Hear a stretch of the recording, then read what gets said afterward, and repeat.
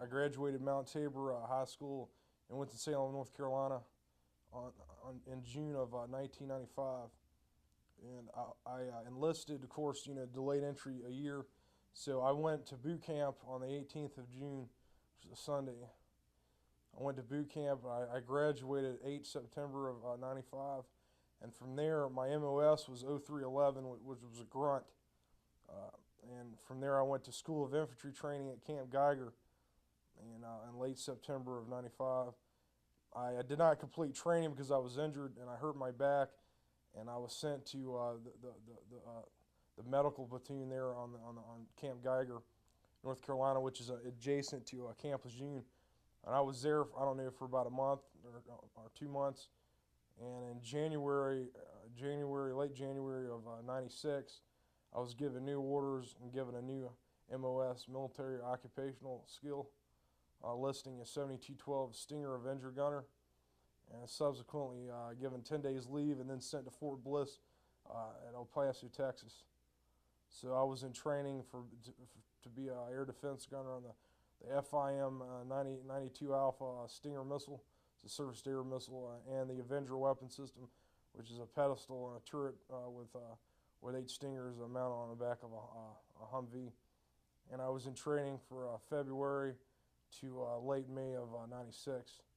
And then after graduating from that school, I was reassigned my first duty station, 2nd Marine Air Wing, 28th Marine Air Control Group, 2nd Low Altitude Air Defense Battalion, Cherry Point, North Carolina. And I was assigned a Battery B in June of '96. And I went on several operations. We call them ops for short.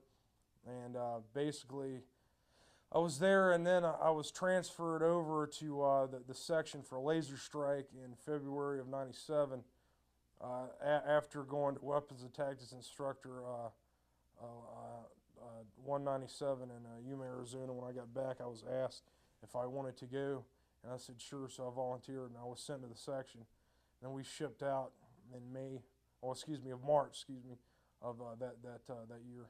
We were sent there to provide perimeter security to this radar installation. Basically, this radar station was tracking supposedly drug aircraft that were exiting in and out of the Peru and Bolivian airspace. Basically, what we were doing there, we had live ammo and weapons. And one day, Sergeant Allen and the other sergeant, and I'll remember his name soon, Sergeant Atkins. They were, and Sergeant Montalegra, and he was a staff sergeant, E7, E6. The other guys were E5 sergeant, and they came to us and said, look, we got a situation where we have an aircraft crash that's possibly friendly, and they need us to go and secure the crash site. And we're like, fine. So this is early. This is late at night. I know about 11 or 12 at night, and I was on guard duty that night, so I was already up, and it was my shift. We have 12-hour shifts, 12 on, 12 off, and where we rotate our section. So we all went out that night. We got up, 3 or 4 in the morning and headed out in Humvees. We had about 5 or 6 Hummers, and we drove to where we needed to go, and then from there, we had to hump through the bush. So we got there, 6, 7, just when daylight had just started to get light. And we found the area really easy because there was a huge gash in the land where something had crashed, and it didn't break anything. I don't know if you've ever been to a crash site where you had trees just broken like in half. Everything was burned, and it was like if you had almost cut like a warm butter with a knife. It was just, it's like something on fire or had or some kind of energy, like a laser almost had like gutted. It was really strange. And anyway, I was in the front with Sergeant Allen and Sergeant Atkins. We were up front, and we were point basically, and we were like 10, 20 meters ahead of everyone else. We all had maps and radios and compasses, so we knew so we wouldn't get lost. And basically, we were the first ones to see the object. And basically, what happened is we didn't go straight up the hill because basically this thing went up the hill and then off into the side of the ravine or the ridge. This is about a 200-foot ridge at least. Solid granite. I mean, it's rock. I don't know if it's granite. It was buried in the side of the cliff. But anyway, we didn't go straight up. We went on to the left and walked up to the top of the ridge. And that's when we saw the craft. This is a huge ship, and you know, I used to be into sci-fi movies when I was a kid, but this is nothing like I'd ever seen. And when I first saw it, you know, I was scared. It scared the heck out of me. You know, I didn't know what to do, and it was just it was really confusing. So we all climbed down, and it was buried for about a 45-degree angle into the side of the side of the cliff there, the ridge. And I mean, this is a steep cliff. I mean, it's straight up and down, and it was dripping this syrup-like syrup viscosity, this liquid. It was everywhere, all down, everywhere when we went down there, because there was plants and everything. And it was weird. It was a purplish green color, and it was a greenish purple, and it kind of like fluctuated. Like you couldn't really, when you'd look at it one time, then you'd look at it again, and it would it's almost like it. I don't know if it was like alive and it was just changing, but every time you looked at it, you saw a different shade of greenish purple. It was strange. There was one light on it that slowly went around, and the machine, I could hear it. I could hear, I guess, because it was still functioning, and it had like a hum to it, like a really bass, like say if you unplugged an amp from a guitar, that kind of, you know, it was really, you know, it was really deep, and it kind of fluctuated, and then finally it just cut off, and everything just seemed to stop, except the colors and the shades, and it was still that way. When I was looking at the craft, it was buried, so I could see the back of it, and there were these large vents. Well, they look like vents, sort of like a fish gill on the back. I couldn't see around the other side, and I guess I'm assuming that it was the same way on the other side. That looked like, I don't know, that could have been used for propulsion. I'm not sure. Again, this liquid that had come out of the ship it got on my camis, and you know it discolored them and ate them almost like acid. And then it ate some of the skin off, the hair off my arms, and and I didn't know that until later on. But basically, when I was down there with the ship, there was 3 holes, and I guess I'd assume that they were hatches, but there's no way to tell. They were not flush with the body, the main body of the craft. There, I don't know, a few inches below. I knew there was one on top because you could slightly see it. I don't know about the other side, but there was another hatch, the same width and diameter or whatever of the top hatch, and it was kind of crooked to the side, and it was half open.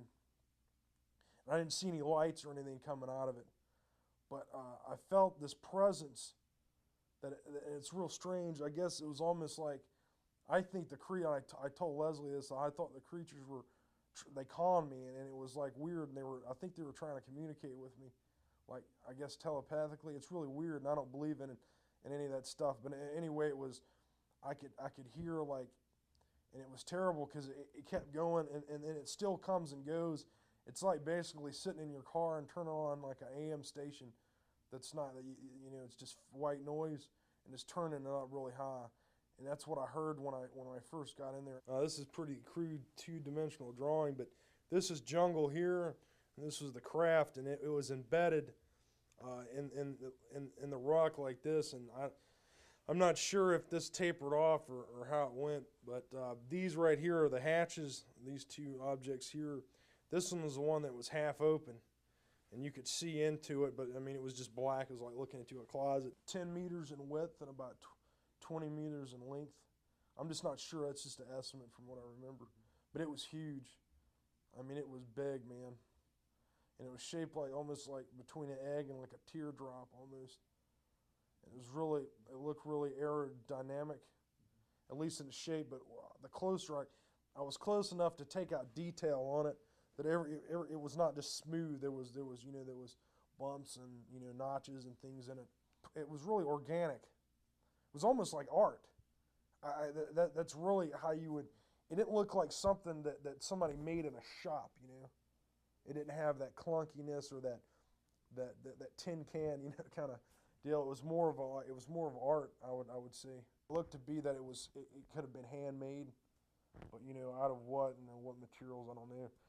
Definitely nothing like titanium. It wasn't. It See, this is the whole thing. It looked metal, but it didn't have any reflection on it, man.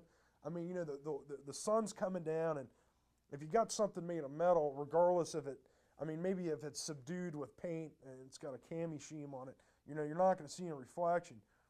But I could see the different shades of the craft.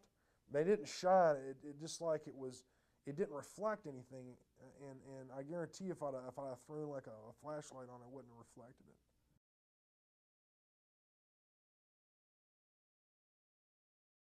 Well, the creatures, I think, were calling me to help them. Everything was going to be all right. And I was so mesmerized and into it, and Sergeant Allen and Atkins, they're hollering, they're cussing at me, get the hell out of there. Why? Well, I think I think that they were scared, and they didn't want me to get hurt. I don't know. They were real pissed off at me after subsequently, but basically what happened was after we climbed back up, I think the DOE, Department of Energy people were there. They knew about it, and I don't know why we went there still to this day. But anyway, I was arrested. I had all my gear taken from me by men in black camis, had no name tags. They were older men, probably in their late 30s or 40s. How long was I at the site? Probably about 15, 20 minutes. We were the first people on the position, yeah. And then shortly you said there were other people. Right, there were other people. I guess they were government. I don't know. They were there, and they had containment suits, and they had guys. They had a position that looked like, I don't know if it was already there or there was some gap in the jungle where they landed 2 CH-47 Chinooks. They're Army twin rotor helicopters, and they're big, and they had guys coming out in these containment suits. They must have just got there, I don't know, while we were down in the gorge, because when we climbed up, there those guys were. There were the guys in the black camis. And then they put me on a cot that they had, and they had me cuffed with those, they had me cuffed both hands down, and then they had my legs tied together with those plastic fasteners that the police use. I don't know, they're like kind of like cuffs. And then they took me in the CH-47, and they sent me to. We took off, and they didn't drug me or anything like that, and I was just awake there. And did they explain why they were treating you this way? no, they said that that they were cussing at me, saying that I was a dumb asshole, and that why don't you fucking people ever pay attention to orders, and you weren't supposed to be there, and you're not supposed to see this, and you're going to be dangerous if we let you go, and all this stuff. Man, I thought they were going to kill me for about 2 days, I think. And they had a lieutenant colonel from the Air Force, and he did not identify himself. He might have, I just don't remember. And he told me, if we just took you out in the jungle, they'd never find you out there. And I'm like, well, and I didn't want to say, I didn't want to test him to see if he'd really do that. So I said, yeah. And he's like, you got to sign these papers, and you never saw this, and I don't exist, and this situation never happened. And if you tell anybody, you'll just come up missing. And he was a real abrasive, just a cynical asshole, I guess is the best way to put it. I was at the same installation, but they had me segregated with Air Force personnel for like 3 weeks, and then after that I was sent back, approximately. All I saw there was Americans, and there's a lot of other nationalities there, Chinese, Germans, I think, were there. I mean, a lot of other people were at this other base. But I mean, this thing was really, I didn't go in, and all they did was take me to like a you couldn't call it a cell. It was more of like an interrogation room, and I sat in there for, I don't know, 15 hours. Those guys with a light. I mean, they put this light in my face, and they were yelling at me, and I couldn't really readily identify any of these guys. But I knew one of them was at the crash site, because they were one of the guys that I recognized, because he was in black fatigues, and he was like, "What'd you see?" And he's like, "Yeah," he's like growling. He goes, "Are you a patriot? You like the Constitution?" I'm like, "Yeah." And he's like, well, we don't, we do it, we're on our own program, we don't obey, we just do what we want. And he's like, yeah. And they're like, and they're growling and they're relishing, and they're yelling at me and they're hollering and cursing, and you didn't see anything, and we'll do you and your whole goddamn family. And it was basically that for about 8 or 9 hours. I mean, they took breaks. They were like, look, man, we're gonna take you off in a helicopter and just kick your ass out in the jungle, and we're gonna end you and all this. And they didn't physically put their hands on me, but I was sitting in a chair and I was handcuffed to the chair and I couldn't move. So basically, it was just this like harassment. I didn't eat anything for like a whole day. No water, no nothing. I just sat there. My section was about 8 to 10 guys. And they all saw it? No, just me, Sergeant Allen, and Sergeant Atkins were the only ones that saw it. Now they saw the crash, and well, at least the jungle where it came through. They saw all that, but they didn't go into the ridge because, like I said, we were 10 to 20 meters in front of them, and they radioed to haul that we found and everything's fine. It was in late March, early April of '97. So we're talking, like when I got back, I approached Sergeant Allen about it because, of course, he's married and he's got like 1 or 2 kids. And I went to his house on base housing, and he got all upset and threw me out of his house, said he didn't want to talk about it. And, I mean, I guess they scared those guys too, man. And see, I mean, you got to understand, I can't speak for the rest of the armed service, but the Marine Corps, it's monolithic. And when they're told to do something, they're gonna do it. And if you don't want to go along, they'll basically railroad you. I didn't want to keep my mouth shut about it, and I told my first sergeant Powell. I told him about it, and I don't even know I don't think he's still there anymore. I mean, we're talking 3 years ago. So yes, there was life forms in the ship. It's almost like if someone was like reading your mind, and that's the way it felt. And I felt like I felt a presence. It was like supernatural. It was no debris that I saw, but there were big gashes in the rear of the aircraft. And what it looked like is that it had been hit with maybe a serviced air missile. There were a couple Hawk batteries, and that's a homing all the way killer. That's a low to medium surfaced air anti-aircraft missile. And basically, it doesn't have to hit the target in order to destroy the target. What it does is it gets in proximity of it, and it has a high explosive fragmentation warhead, and it basically explodes like a big shotgun in the vicinity of the targeted area. And by fragmentation, it's supposed to destroy the target or damage it so it won't be able to continue its mission. So I think we shot it down. This is what I think happened is we shot it down. The Peruvians shot it down. The other guys knew it was flying. I knew that these aircraft were flying because I had been in the command center there at the radar installation, and I heard a couple women there in the Air Force talking about aircraft flying in and out of the atmosphere at Mach 10 plus. So these aircraft are flying around there. They're re-entering the atmosphere and whatever. And I believe that the higher ups knew it was flying in the area. These were these large vents. They looked like they went into the craft, but I couldn't tell. But it was a shadow. That was the only thing that really cast a shadow. The rest of this, well, this was another thing. These vents casted a shadow where you could see where there wasn't light, but the sun was shining right on the object, and it didn't cast a shadow, not on anything. And it was like kind of like absorbing the light. It was weird. This is not one of ours because in Stinger school they teach you about all different kinds of aircraft and stuff like that. And I knew a lot of aircraft anyway because I like reading about aircraft and data and that stuff. And well, essentially when I saw it, I'm like, man, this is nothing that I know of. Okay, basically the radar was sitting, and this was again on a hill. It's camied up, and it rotates and everything. And there's a command bunker that was built under the earth. And I mean, it looks like Star Wars in there, and I mean, it's total air conditioned. I mean, it's really nice. And there's like computers, and they got the control panels and everything that control the radars. And I guess they're linked to other sites, and they get other data coming in. And well, we had guard duty, and the night that this happened, this was in the early evening, and it was my shift, and I was in there, And I was checking people going in and out. You know, they got ID, you know, checking out, whatever. So, like, these two girls, they come walking out, and they were talking about, well, we got these aircraft flying again. And the other girl says, yeah, you know, they're coming in and out of the atmosphere. But he came in there, and he told me to come back with him. And we go back there, and he goes, I want the logs, because they log all these flights coming in. You know, their bearing, what they are, what code they're squawking, all that. So he gets the books, and I had to sign off for him to take all that. I mean, when you got objects that are re-entering the atmosphere and then stopping on a dime and then turning around and going exactly the opposite direction, you know, that's kind of strange. Meteors don't do that.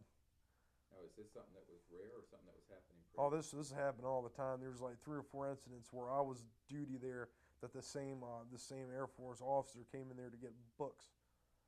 And do you think these were tracked on radars? Yeah, these were tracked from this particular radar that were logged in. The reason, I guess the reason they were taking them is they didn't want people to know that they're tracking these aircraft. I guess, I mean, again, I'm just assuming that. So, yeah, I think they knew it was coming in, and they said, we can't identify it. It's violating airspace, so they could have radioed the Peruvians and said, take them out, and then they shot it down. I was confident that when I saw the aircraft, it had been hit by something that had took it out. They were scared, and it was the apprehension, the fear, and then that they were not here to harm us. That's really what it felt like. And I mean, that's not my own emotions. I've seen the creatures in my thoughts, and I saw them what they look like. Oval egg head with big dark eyes, big eyes, a nose and a small mouth, no ears. And they were projecting that they weren't here. They were here. They were here they weren't here, you know, they were not going to harm me. And that was basically that everything was going to be all right. Just help us get out of here. I think there was, I don't know how many were on the craft. You got the sense more than one. Yeah, definitely more than one. Probably about 4 or 5. Did I think it was organic and alive? Yeah. I think that that whole craft, it's kind of like, it's almost like if you had an extension like your arm or your leg. And I think the way they can, now, I mean, this is just from thinking about it, that the way they control the craft is with their thoughts, and they have no buttons or anything they push. It's not from Earth. And I mean, I knew that when I looked at it, you know. I mean, I'm not doing this to make money or publicity or anything, but I think it needs to be told, and I think people need to hear it. Whether they agree with me or not is of no consequence. Their cover was there to track drug aircraft. I think, I don't know, but from what I understand, that they were doing a whole lot more than just tracking drug aircraft. I mean, they had laser range finders and all kinds of high-tech stuff that I've never seen before. And I couldn't really explain. I know that there was a couple of LRFs there. I don't know what they were, LRF, laser rangefinder. I don't know what they had those do there, but they were huge, man. Looked like big telescopes, but they had them in a bunker, and it was able to rise up, and they can zoom around, and I saw them doing, I mean, just a bunch of weird stuff. And then, not even that, we had like a live fire shoot in the jungle, and there was Green Berets, Army Airborne, I mean, a bunch of these Spec Ops guys, Delta Force there, you know, the murderers at Waco were there, you know, so, all these guys out there. I mean, the Chinese are there, you know, they're out there training, man, and they're training the Peruvians too, so it's weird, man, weird situation. Oh, this is definitely something like NATO or some multinational deal. And what I keep going back and really thinking about that. Why are all these guys here? You know, why would the Chinese be concerned with drugs being smuggled, or or any kind of drug paraphernalia being smuggled into the States? I mean, personally, I know for a fact that our government are the ones that are importing drugs. But the fact, do I think that this command center? I think it was permanent. I think it's been in operation for a while. They had the big Delta Oscar Echo on the back of a couple of the guys were wearing like these rain jackets, because it had been raining the previous day, and they were in there, and there were other guys that were wearing containment, like biological suits, It wasn't like that. It was more high tech, like those big jumpsuits that you zip up the back and you can like wear a breathing apparatus in there. Those guys, there was about 30 of them at least, and they marched right by me as I was being taken away. They were marching to get down into the cliff. I guess they were in there to check this thing out. What do I think happened? I think they went in there and they took everything out and they shipped it back home, I think. The behavior of the people, yeah, it was definitely, this is routine, man. I mean, these guys are squared away.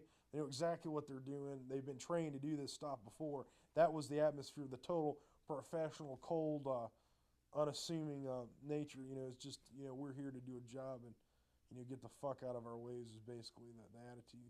I was raised in a Christian home to believe that there was a God and that he created everything, you know, the universe, and here they are, these creatures that I've never seen before, never come in contact with, and this happens, man, and it made me go almost crazy, you know, not like suicidal, but I just couldn't.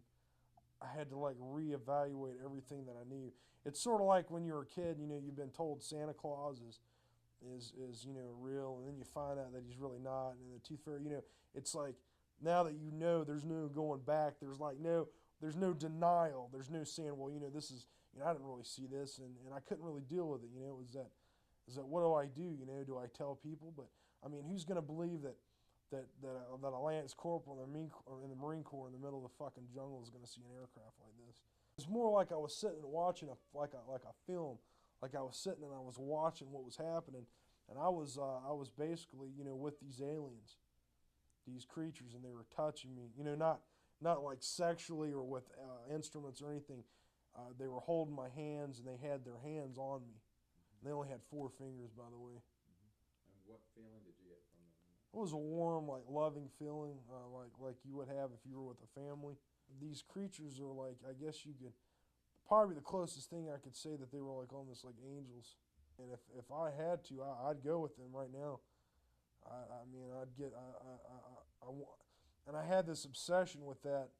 You know, I guess because the pain of the experience and then the Marine Corps, that I just wanted to escape, you know, and I was thinking about, you know, being with these creatures a lot and wanting to go with them and wanting to get out of here.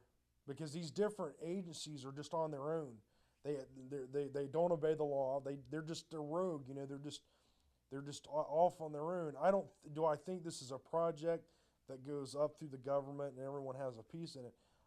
No. I think these guys just operate on their own. No one knows what they do. These guys, they're just off on their own. There's no oversight, no control. And they just do whatever they want. They don't, I mean, and they're evil, man. These people are evil. You know, do I think it goes to Bill Clinton and to the Congress? There may be guys up there that know about it. They're not going to say anything, man. If they say anything, you know, they're through, you know. For those of you who don't know, and I knew Marine snipers that, I've heard other guys talk about it, and I've heard that these guys, you know, they go on the streets and they stalk people and they kill them. I know that the Army Airborne snipers do the same thing. They use Delta Force to go grab these people and silence them by killing them. And maybe something else I ought to tell. And well, you know, if this goes on, where do they get the money to finance all this and stuff? Well, very simply, either they're selling arms, they're selling drugs. A lot of this business about, you know, having the spec ops and they get these unlimited amounts of money. Well, they're not coming. It's not coming from the government coffer. It's coming from running drugs or weapons, or, you know, the selling of hardware or whatever.